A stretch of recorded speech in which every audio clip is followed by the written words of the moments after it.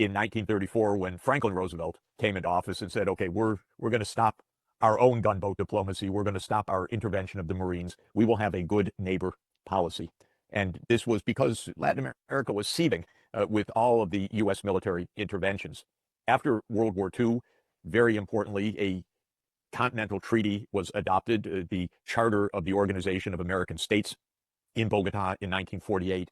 And in that charter, I think it's Article 19, there is a non-intervention clause, very important, that there is collective security in the Americas and no country will intervene militarily or politically in the internal affairs of any other country. How nice and interesting and how different from what is being asserted now. When he came into office, he said, we will stop these military interventions of the United States in the Americas. And he did so. His vision was, we'll be a lot more secure ourselves if we have collective security in our region. So the idea of a sphere of security is a great power arrangement where the great powers say we won't step over the red lines of other great powers to avoid global conflict. When the Soviet Union in 1962 installed offensive nuclear weapons in Cuba after the Cuban Revolution and after the United States had attempted to invade Cuba and overthrow Castro at the Bay of Pigs in 1961.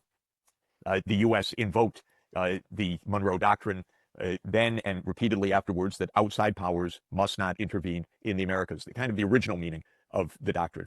But this brings us to Trump, because Trump is a kind of the Roosevelt corollary on steroids. It's saying not only is the U.S. the policeman, it is the U.S. is the hegemon.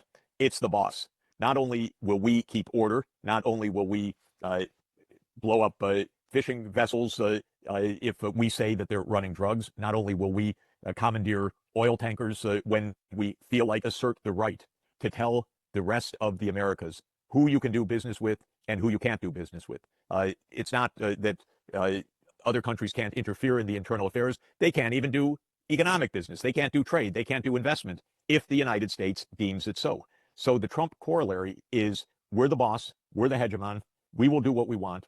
We will tell other countries, you will make contracts with American companies, sole source. You will not deal with China. You will not deal with outside influence on so-called strategic assets. What are those? What we deem to be strategic assets. We will tell you who will invest in our hemisphere and who will not. And you will accept an American-led order. This is a complete transformation of what James Monroe conveyed to the U.S. Congress in 1823, which was that Europe should stop its colonialism and stop its meddling and stay out, and will do the same vis-a-vis Europe. Now it is a claim of American bullying rights in the Americas, and everyone else stay out.